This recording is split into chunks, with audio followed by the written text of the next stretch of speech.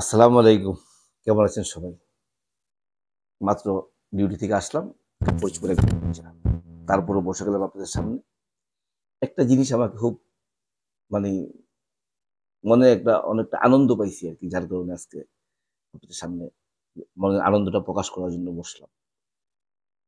দেখেন কেউ কাঁদে মেট্রো রেলের জন্য, আর কেউ কাঁদে শহীদ আবু সাঈদের জন্য। এখানে আপনি মানুষ মানুষের কে কতটুকু ভালো মন্দ এটা এখানেই আপনি বিচার করতে পারবেন, এই জায়গাটাতে। আজকে দেখলাম একটা বিষয় যে অন্তর্বর্তীকালীন সরকারের প্রধান উপদেষ্টা ডক্টর মোহাম্মদ ইউনূস শহীদ আবু সাঈদের বাড়িতে গিয়েছেন তার পরিবারদের সাথে আহ, দেখা করার জন্য বা ওনাদের খোঁজ খবর নেওয়ার জন্য। এর মাঝখানে যে একটা বিষয় আমাকে অনেকটা মনে অনেকটা আনন্দ দিয়েছে, সেই আনন্দটা আপনাদের সাথে প্রকাশ করার জন্য মানে ডিউটি থেকে আসছি, ফ্রেশ না হয়ে আপনাদের সামনে বসে গেলাম। আহ,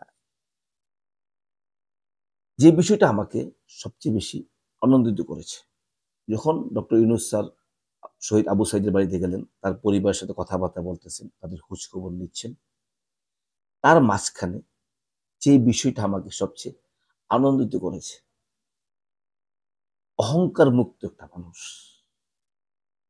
অহংকার মুক্ত একটা মানুষ। কেন বলছি কথাটা?